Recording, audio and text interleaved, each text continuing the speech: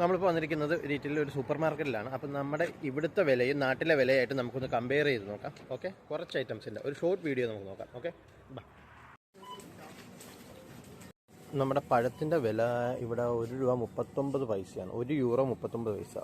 €1 എന്ന് പറയുന്നത് ഏകദേശം ഒരു 96 രൂപ വരും ഇന്ത്യൻ മണി. ഓക്കെ, തണ്ണിമത്തനുണ്ട്, കുഞ്ഞ് തണ്ണിമത്തനാണ്, 99 പൈസയാണ് അതിൻ്റെ വില. ആപ്പിളുണ്ട്, ആപ്പിളിൻ്റെ വില മേലെ €2 വരുന്നുണ്ട്. സവോള ഇല്ലാതെ കറിയില്ലല്ലോ. ഏകദേശം ₹1.59 വരുന്നുണ്ട്. ഉരുളക്കിഴങ്ങിന് ഏകദേശം €3 വരുന്നുണ്ട്. തക്കാളിക്ക് ₹1.50, ₹1.49. ഓക്കെ, നമ്മുടെ മത്തങ്ങ ഇവിടെ കിട്ടുന്നത് ഈ രീതിയിലാണ്, നല്ല രീതിയിൽ പാക്ക് ചെയ്ത്.